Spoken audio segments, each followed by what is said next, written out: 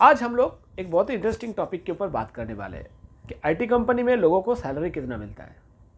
नमस्कार, मैं हूं सोवन। मैं आप सबको मेरे चैनल P2P लर्निंग में स्वागत करता हूं।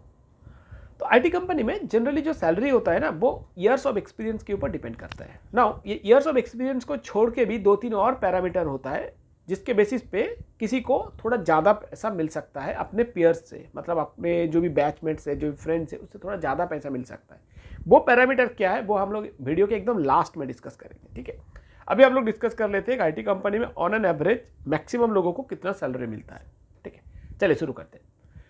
तो जब कोई आईटी कंपनी में एज ए फ्रेशर ज्वाइन करता है, फ्रेशर मतलब कॉलेज से आपने पास आउट किया, इंजीनियरिंग कंप्लीट किया और एक आईटी कंपनी ज्वाइन कर ली, तब आपको सैलरी मिलेगा 4.5 लाख रुपया ऑन एन एवरेज।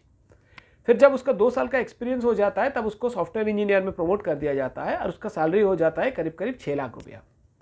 फिर जब भी उसी बंदे का टोटल 5 ईयर्स का एक्सपीरियंस हो जाता है तब उसको प्रमोट कर दिया जाता है as a senior software engineer और उसका सैलरी हो जाता है करीब करीब 7.5 लाख रुपया, ठीक है। जब किसी का experience total years of experience हो जाता है 8 साल का, तब उसको प्रमोट कर दिया जाता है as a team lead and उसका टोटल सैलरी हो जाता है 9 से 9.5 लाख रुपया, ठीक है। फिर जब अभी टीम लीड का नेक्स्ट पोजीशन आता है प्रोजेक्ट मैनेजर।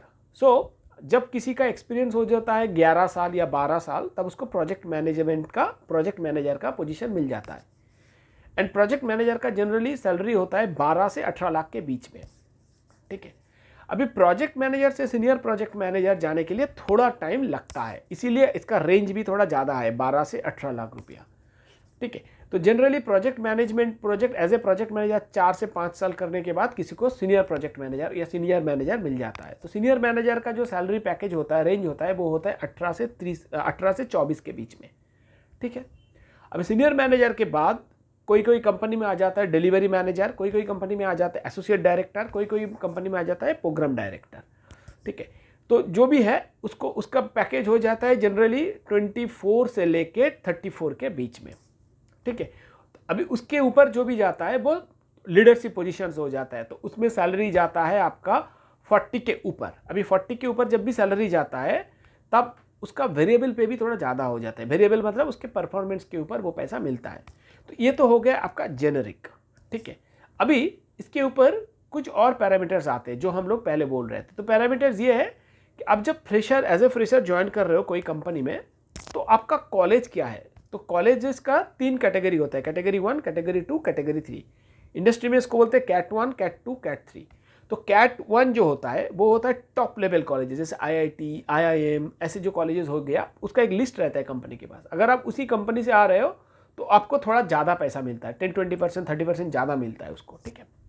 तो ये हो गया एक पैरामीटर। सेकंड पैरामीटर हो गया अगर आप प्रोडक्ट कंपनी ज्वाइन कर रहे हो, जो भी सैलरी मैंने अभी तक बताया ये सर्विस कंपनी का है। अगर आप प्रोडक्ट कंपनी ज्वाइन करते हो तो ये सैलरी ऑलमोस्ट डबल हो जाता है, ठीक है। जो भी मैंने बताया एक्सपीरियंस रेंज उसका जस्ट डबल हो जाता है। मतलब एज ए फ्रेशर जैसे मैंने बताया 4.5 लाख रुपया पैकेज होता है, प्रोडक्ट कंपनी में जनरली ये 9 लाख रुपया तक भी जा सकता है, ठीक है, कोई बड़ी बात नहीं है। तो this is the second one. And third one is कि अगर आप ये जो पैकेज मैंने बताया, ये बताया मैं, अगर आप एक ही कंपनी में रह जाते हो तो आपका पैकेज कैसे दिखेगा। लेकिन लेट्स से आपने कंपनी स्विच किया, आपने कंपनी चेंज किया, तो आपका पैकेज इससे बहुत ज़्यादा बढ़ जाता है, क्योंकि तब आपको ज़्यादा हाइक मिलता है, 30% 40% हाइक मिल जाता है आपको ज़्यादा। तो वो पैकेज क्या होगा वो डिपेंड करता है आप कितने बार कंपनी चेंज किए हो और आपको कितना कितना हाइक मिला है उसके ऊपर। So that's all. Hope you have like this video.